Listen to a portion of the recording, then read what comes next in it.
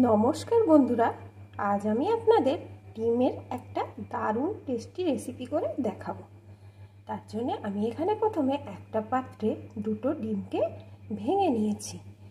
এখন আসুন বন্ধুরা, একটা লাইক দিয়ে দেখতে থাকুন আমি কেমন করে এই রেসিপিটি তৈরি করছি। প্রথমে আমি এই ডিম দুটির ভিতরে দিয়ে দেবো সামান্য একটু লবণ, আর দিয়ে দেবো একটুখানি গোলমরিচের গুঁড়ো। এখন এইগুলো দিয়ে ডিম দুটোকে ভালো করে ফেটিয়ে নেব। লবণ আর গোলমরিচের গুঁড়ো দিয়ে ডিমটাকে সুন্দর করে ফেটিয়ে নিয়েছি। এখন আমার রান্নাটার জন্যে যে যে উপকরণগুলো লাগছে সেগুলোকে আমি দেখিয়ে দিচ্ছি।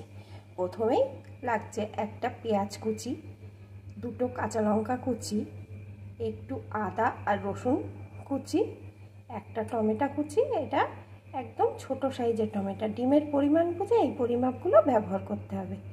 একটু ক্যাপসিকাম কুচি, আর নিয়ে নিয়েছি একটু কাসুরি মেথি। এছাড়াও আমার লাগছে একটু লাল লঙ্কার গুঁড়ো আর গরম মশলার গুঁড়ো, আর স্বাদ মতো লবণ হলুদ। এখন আসুন বন্ধুরা, রান্নাটা শুরু করছি। রান্নার জন্যে আমি এখানে কড়াইতে পরিমাণ মতো সর্ষের তেল দিয়ে দিয়েছি। আমি রান্নাটা সর্ষের তেলে করছি বন্ধুরা, আপনারা চাইলে সাদা তেলেও করতে পারেন। এখন তেলটা আমার গরম হয়ে গেছে। এখন আমি প্রথমে এর ভিতরে দিয়ে দেবো পেঁয়াজ কুচি। এখন পেঁয়াজ কুচিটা 2 মিনিট ভেজে নেব। পেঁয়াজ কুচিটা একটু ভেজে নিয়েছি। এখন দিয়ে দেবো আদা আর রসুন কুচিটা, এটাকেও একটু ভেজে নেব।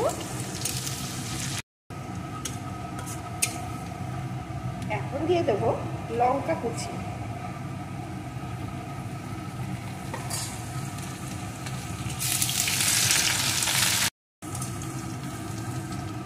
দিয়ে দেব ক্যাপসিকাম কুচি,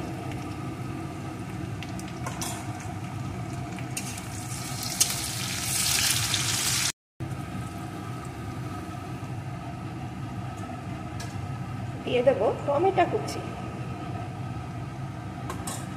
সাথে দিয়ে দেব পরিমাণ মতো লবণ। ডিমেও লবণ দেওয়া আছে, সেই বুঝে দিতে হবে। হলুদ গুঁড়ো, একটু লাল লঙ্কার গুঁড়ো। ঝালটা কিন্তু আপনারা আপনাদের মতন দেবেন, তবে এই রান্নাটা একটু ঝাল ঝাল হলেই ভালো লাগবে। এখন আবারও আরেকটু নাড়িয়ে নেব। সব কিছু ভালো করে নাড়িয়ে নিয়েছি। এখন এর ভিতরে ফেটানো ডিমটাকে দিয়ে দেবো।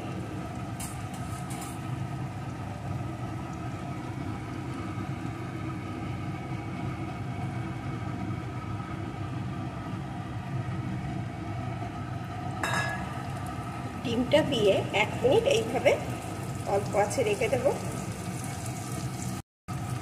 1 মিনিট পর আঁচটাকে বাড়িয়ে এখন সমানে এইভাবে নেড়ে নেব।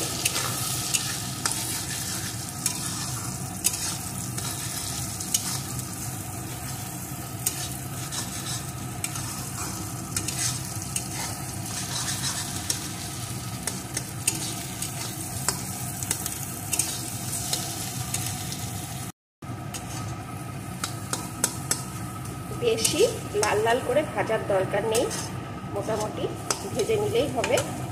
এখন আঁচটা কমিয়ে দেব, দিয়ে এর ভিতরে দিয়ে দেব কাসুরি মেথি।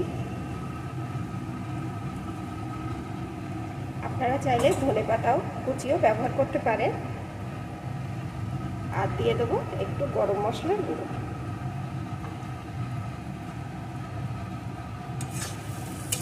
আর একটু নাড়িয়ে নেব।